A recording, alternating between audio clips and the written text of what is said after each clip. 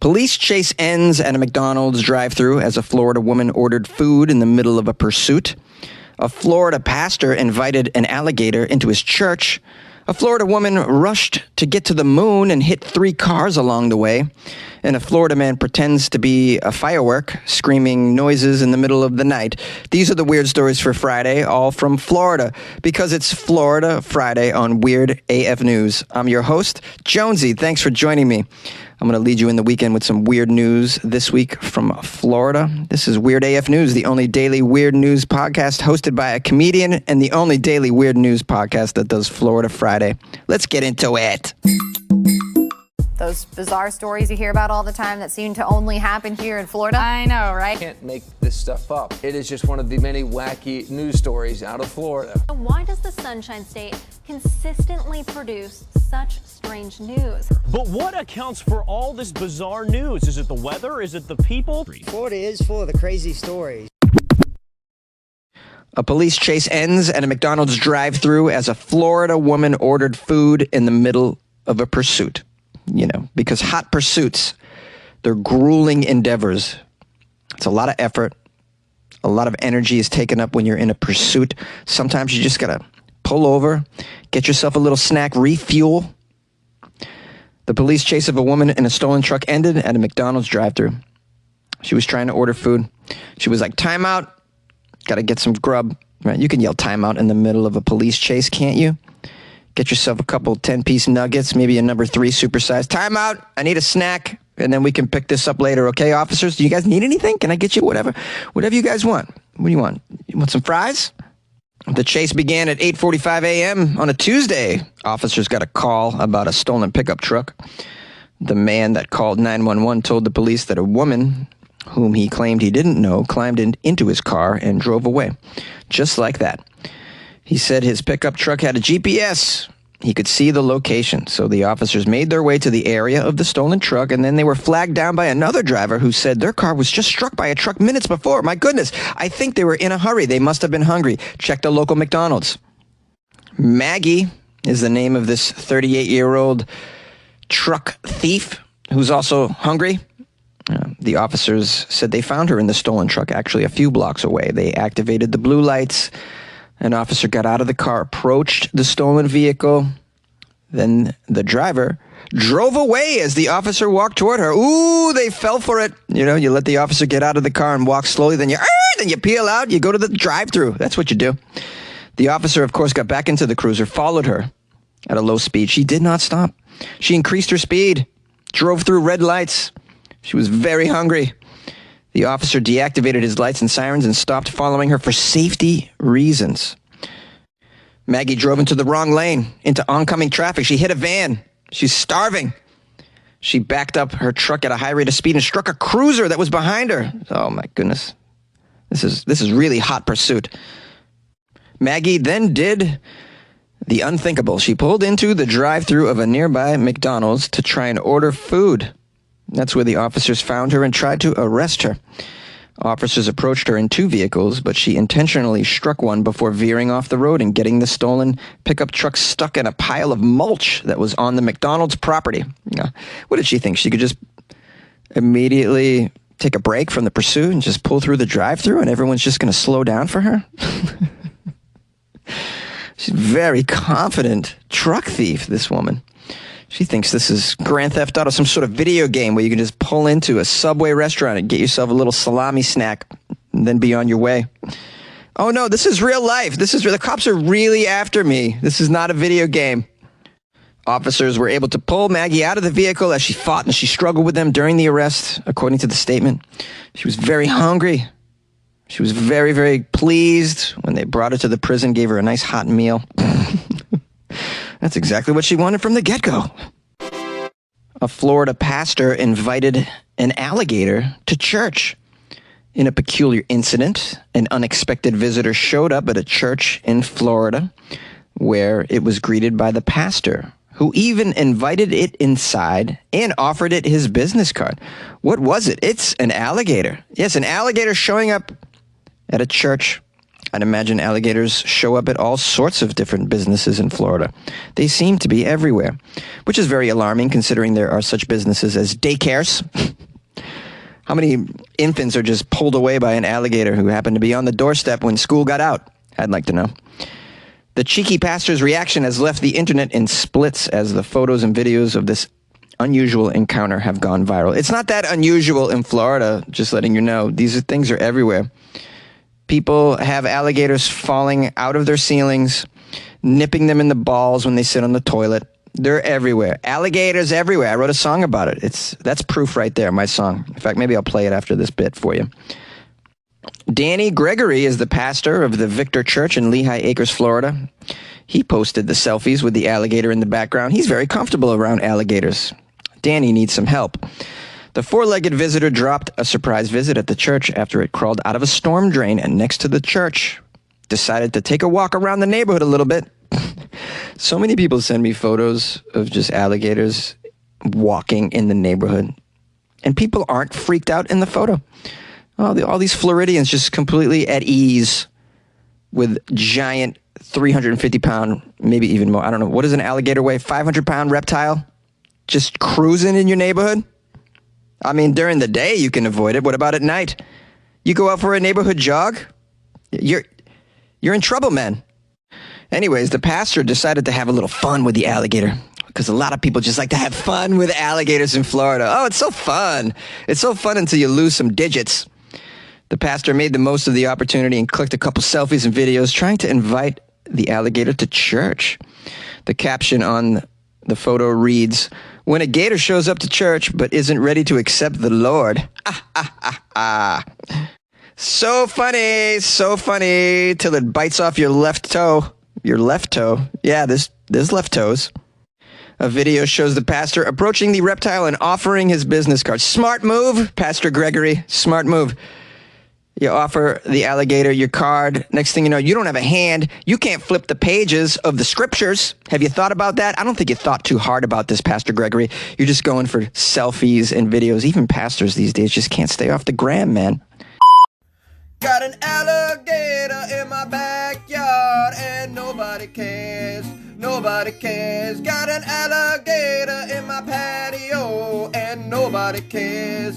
Nobody cares. Had an alligator at my birthday party and nobody cared. Nobody cared. Had an alligator in the front seat of my Volkswagen and nobody cared, 'cause it's Florida. Alligators everywhere and nobody cares. In Florida there's alligators everywhere and nobody cares. A Florida woman rushing to get to the moon hit 3 cars along the way. A 70-year-old Gulf Breeze, Florida woman. Gulf Breeze sounds great. Doesn't it sound nice? So many of these Florida cities sound like paradise. And then you get there and you're like, whoa, there's women smoking crack and then driving into 5 cars saying that they're on their way to the moon. That's Gulf Breeze for you. She faces multiple charges after allegedly intentionally ramming into cars on Highway 98. She caused multiple accidents, of course, because she's driving into cars along the way. She's like, I need to get to where I'm going. Cars are in my way. Well, how do I handle this? Well, I suppose I could wait for the traffic to move or go around them. But I'm on some chemicals that make me impatient, and I'm just going to ram right through. I can get through. I could probably get through 70 cars. I watched that monster truck stuff. I've been to a few rallies. I know how it works. You drive over them. You drive right over them. I'm going to drive right over them in my Kia Sorento. Well, they don't say her name, but this 70-year-old Florida maniac was eventually caught in Panama City after driving into the side of a moving train. Oh, she's like, train in my way? No problem. I'll drive right through that train. What is a plane in my way? I'll just drive right through the plane. What is that, an ocean in my way? Oh, I'll just skid right over it like a stone. I'll just drive on it like Jesus. She told the authorities when she was arrested that she was attempting to, can you guess it? Get to a space shuttle. Yeah, she was trying to get to the space shuttle. The space shuttle launch at Cape Canaveral, that was where she was going. She claimed she was heading to the moon, you know, and I mean, I can empathize when you're on your way to the moon. You want to get there quick, man. And people are in your way. You're like, out of my way, man. I got to get to the moon. This is annoying. I'm not going to be held up by this earthbound traffic. I'm going interstellar, baby. All right? I'm a 70-year-old Gulf Breeze lady. I know what's up. What she doesn't seem to know is that if she takes enough of the chemicals that she's already on, she doesn't really have to physically go to the moon. She can feel like she's on the moon in her mind. Yay!